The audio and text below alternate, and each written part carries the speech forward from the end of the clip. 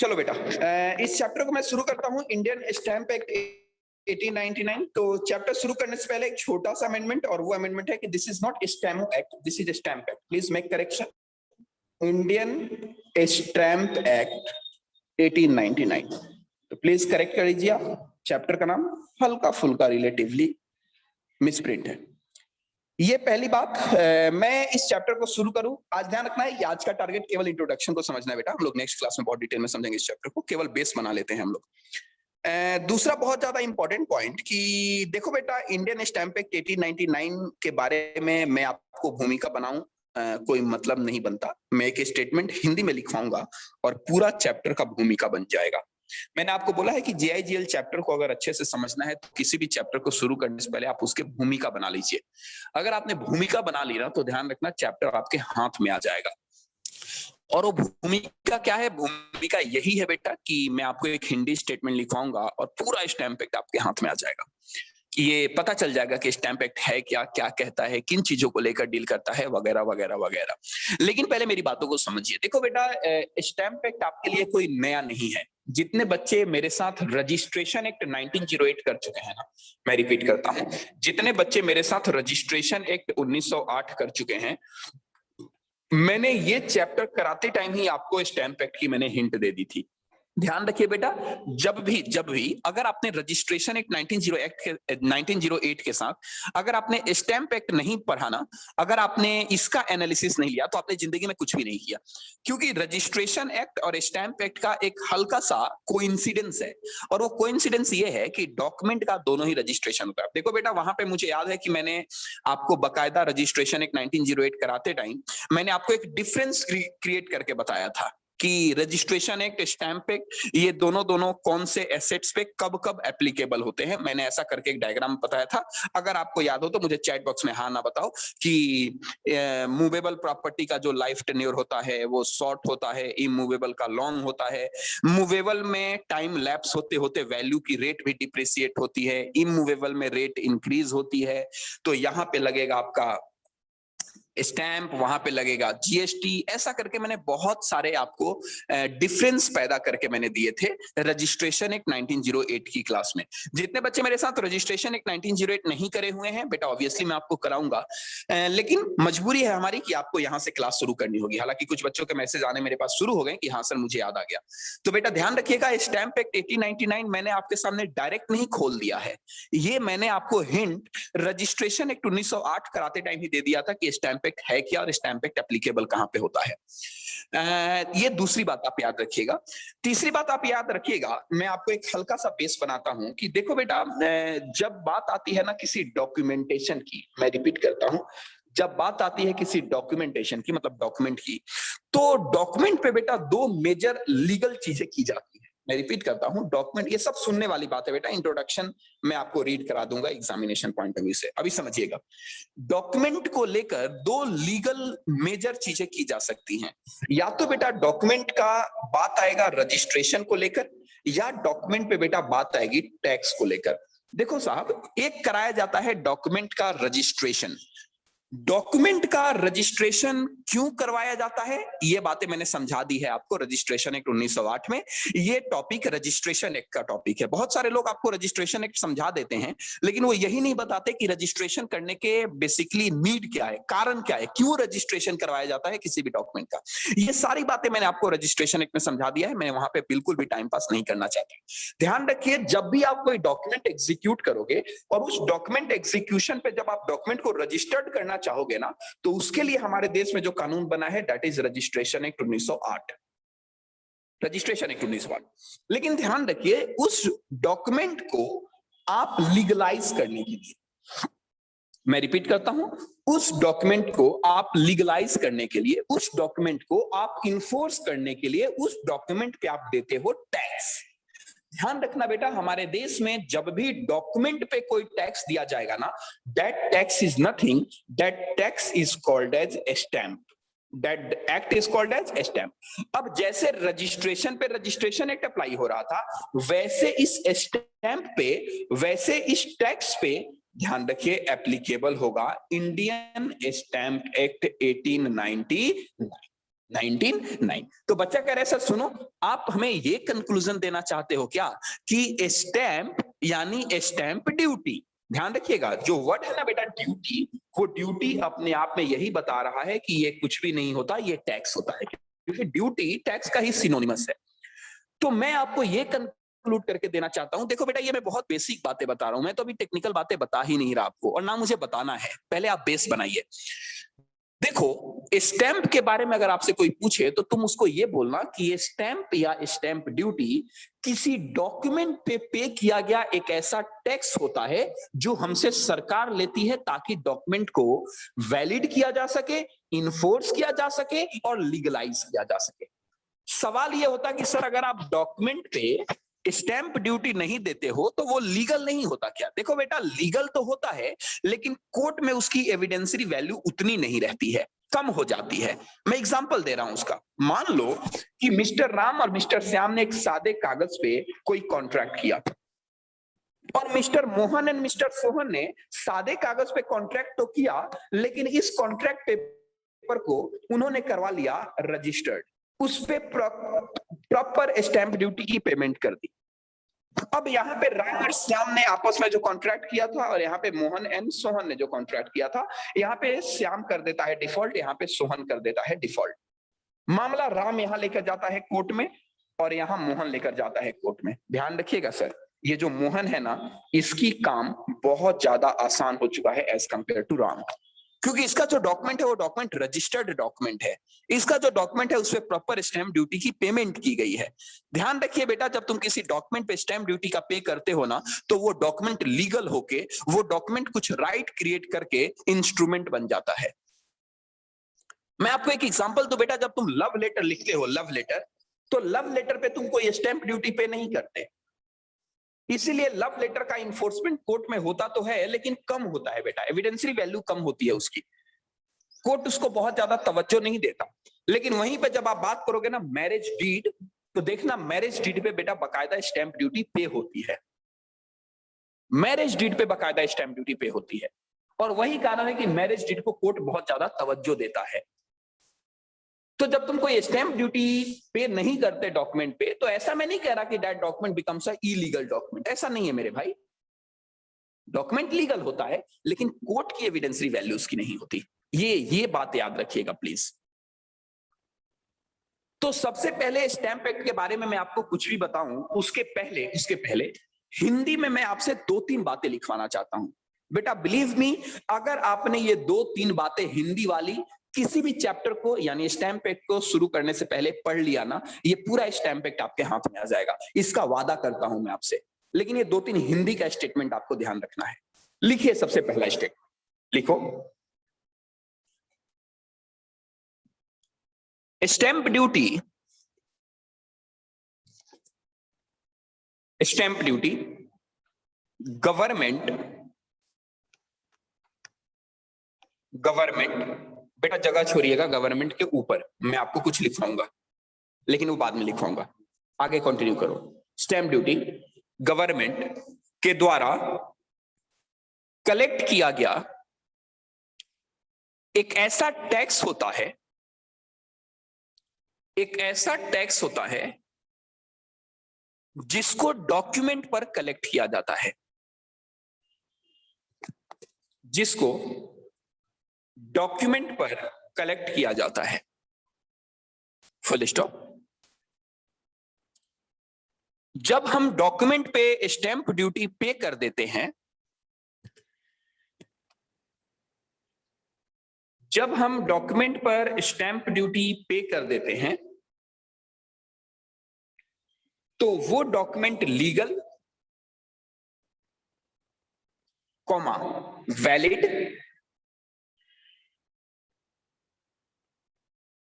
Comma enforceable in court,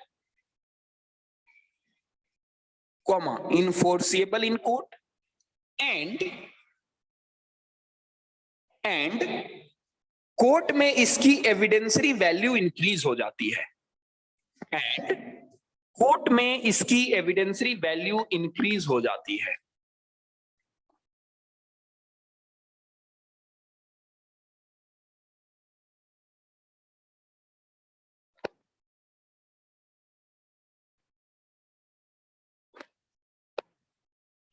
full stop.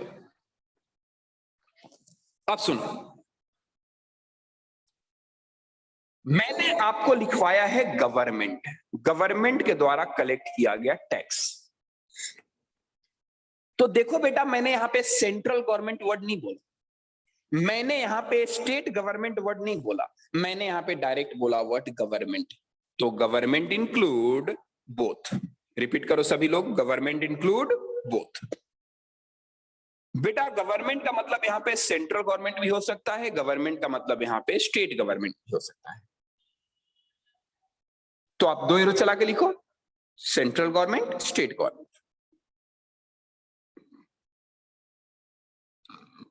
सवाल है कि सर सेंट्रल गवर्नमेंट कौन से डॉक्यूमेंट पे टैक्स लेगी और सर स्टेट गवर्नमेंट कौन से डॉक्यूमेंट पे टैक्स लेगी।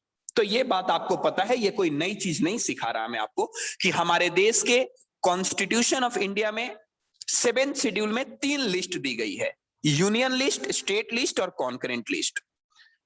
तो अगर कोई डॉक्यूमेंट यूनियन लिस्ट को टच करता है, मेरी बात को ध्यान से सुनिएगा, अगर कोई डॉक्यूमेंट बेटा हमारे देश में यूनियन लिस्ट को टच करता है तो उस पर सेंट्रल गवर्नमेंट स्टैंप ड्यूटी लगाएगी। और अगर हमारे देश का कोई डॉक्यूमेंट स्टेट लिस्ट को कवर करता है तो उस पे हमारे देश में टैक्स यानी स्टैंप ड्यूटी ये स्टेट गवर्नमेंट लगाएगी। अब एक बच्चा यहां पे आ गया, बच्चा कह रहा है सुनो सर, मान लो कॉन्करेंट लिस्ट हुआ तो आपको पता है कि कॉन्करेंट लिस्ट में लॉ मेकिंग पावर दोनों के पास होता है। तो जिस स्टेट में जिस सरकार ने कानून बनाया उस स्टेट में वो सरकार स्टैंप ड्यूटी लगाएगी उस पे।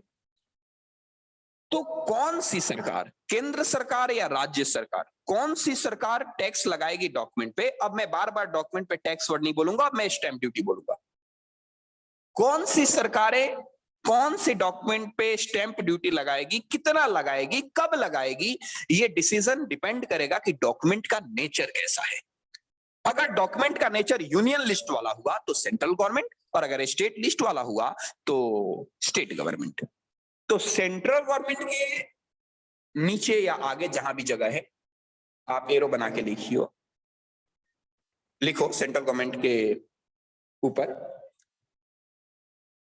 Document mention in union list, document mention in union list.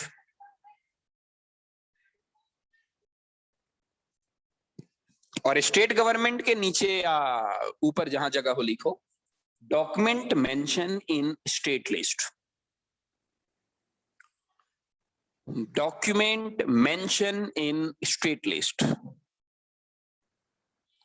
तो नेचर डॉक्यूमेंट का क्या है, डिपेंड करेगा कौन सी सरकार स्टैंप ड्यूटी रेट लगाएगी। ये मुझे आपसे पहला पॉइंट बात करना था, पहला, ठीक है बेटा।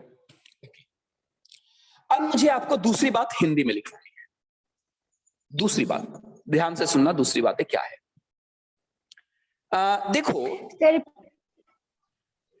एक बार रिपीट कर दो प्लीज, समझ नहीं आया मुझे। अबे नालायक, ये बेटा अब तुम किसी से मांग लेना। ये बच्ची कौन है बेटा, ये सोनाली। बेटा प्लीज किसी से मांग लेना, वो आपको दे देगा। अब ये पूरा स्टेटमेंट मुझे फिर से रिपीट करना पड़ेगा। मैंने क्या लिखवाया है ये आप मांग लेना किसी बच्चे से, वो आपको दे देंगे। ठीक है, अब आगे सुनो। मुझे दूसरी बात लिखवानी है, और दूसरी बात क्या लिखवानी है, लिखो। हमारे देश में 3 तरीके से स्टैंप ड्यूटी को प्रैक्टिकली पे किया जा सकता है। हमारे देश में 3 तरीके से प्रैक्टिकली स्टैंप ड्यूटी को पे किया जा सकता है।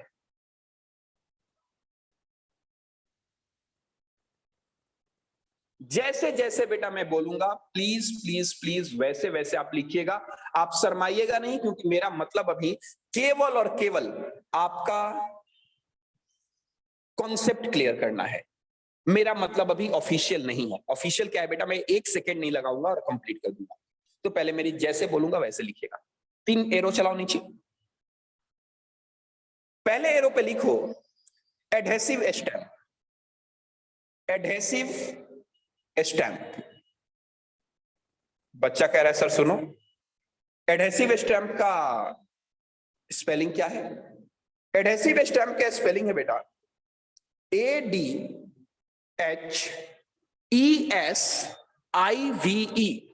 Adhesive stamp.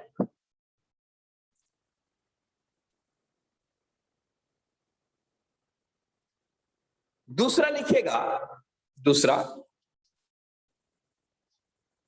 Impressed stamp. Impressed stamp. बच्चा कह रहा है सर इम्प्रेस्ड स्टैंप का वर्ड क्या है, स्पेलिंग क्या है? तो लिखो IMPRESSED।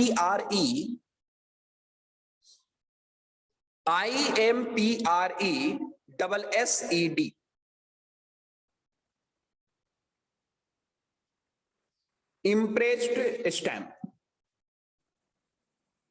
और तीसरा लिखो, तीसरा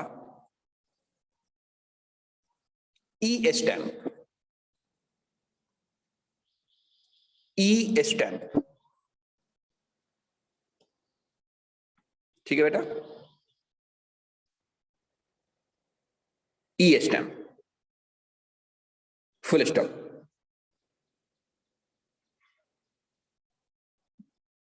अब जहां आपने लिखा है ना एडहेसिव स्टैंप, आपने जो लिखा है एडहेसिव स्टैंप, उस पे लिखो, उसके नीचे जगह है तो लिखो उसके नीचे,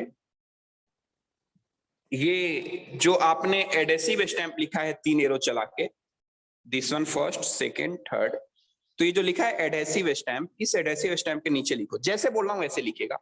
लिखो ये जो छोटा सा स्टिकर चिपका दिया जाता है कागज पे, जैसे मैं बोल रहा हूं वैसे लिखना बेटा, शर्माना मत। ये जो छोटा सा कागज चिपका दिया जाता है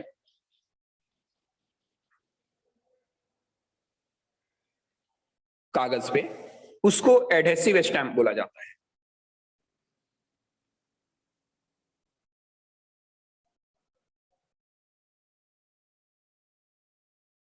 ठीक है,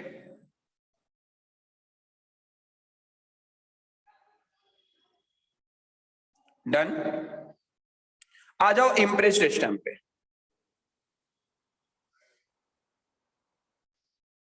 आ जाओ इम्प्रेस्ड स्टैंप पे। लिखो, लिखो ये जो नोट के, ये जो नोट के फोटो के साथ, ये जो नोट के फोटो के साथ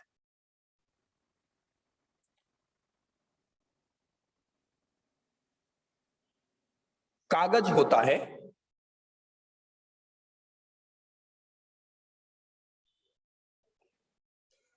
ये जो नोट के फोटो के साथ कागज होता है उसको एडहेसिव स्टैंप कहते हैं।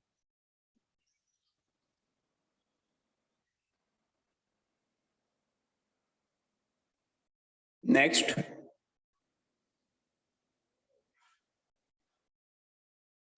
नेक्स्ट ई स्टैंप लिखना। हर स्टेट का अपना एक अलग से वेबसाइट है जहां पे आप ई स्टैंपिंग कर सकते हो।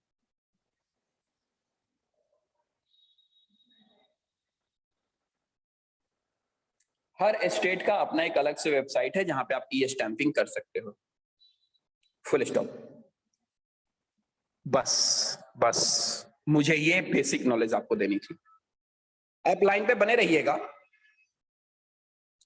लाइन पे बने रहिएगा बेटा। यहां पे मैं स्क्रीन को ऑफ कर रहा हूं और मैं अपना फोन का स्क्रीन शेयर कर रहा हूं। अगर कोई मैसेज वैसेज दिखे आपको रीड नहीं करना, नहीं तो बेटा मेरी बेइज्जती हो जाएगी। तो ये मेरा स्क्रीन आपको शेयर हो रहा होगा। हाँ बोलो बेटा, हो रहा है क्या? हाँ सर। देखो ये आपने छोटा सा ऐसा स्टिकर देखा होगा, ये जो डॉक्यूमेंट पे चिपका दिया जाता है, पोस्ट ऑफिस में ज्यादातर ये स्टिकर मिलता है। ये एडहेसिव स्टैंप है, छोटे मोटे वैल्यू पे इसको पे किया जाता है। जैसे कोई आपकी डॉक्यूमेंट की वैल्यू 100 रुपए है और उस पर टैक्स रेट बना, स्टैंप ड्यूटी बना 2 पैसे, 3 पैसे, 10 पैसे, 20 पैसे, तो आप ये स्टिकर चिपका सकते हो। आप एक ऐसे डॉक्यूमेंट देखते हो, देखना आपके पापा जब आप कोई प्रॉपर्टी लेते हैं ना, तो उस प्रॉपर्टी को बेटा सेल डीड जो होता है वो सेल डीड यही लिखा रहता है, या फिर कोई आप कोई बाइक या व्हीकल खरीदोगे तो देखना ये सेल डीड ऐसे ही बनता है। तो इसे कहते हैं impressed stamp, Indian non judicial stamp कहते हैं इसे। और एक होता है बेटा हर स्टेट का अपना एक वेबसाइट, जैसे ये दिल्ली की वेबसाइट है, जिस वेबसाइट को आप यहाँ पे देख सकते हो, और इस वेबसाइट से भी ऑनलाइन पेमेंट होती है। हर स्टेट का अपना एक अलग से वेबसाइट होता है पेमेंट करने का, ठीक है। तो ये आपके सामने रहा। मैं यहाँ पे बोलूंगा कि आपका जो आज का टारगेट है वो टारगेट यहाँ पे होता है खत्म। हम लोग मिलते हैं किसी और क्लास में। आप लोग यानी सेकेंड ग्रुप वाले बच्चे, मैं इस मीटिंग को टाइम आउट करता हूं। माफ करिए, फर्स्ट ग्रुप के बच्चे, आज के लिए सिर्फ इतना। हम लोग नेक्स्ट क्लास में मिलेंगे, और वो मिलेंगे इसी स्टैंप ड्यूटी के ऑफिशियल इंट्रोडक्शन की तरफ। Thank you so much, God bless you बेटा।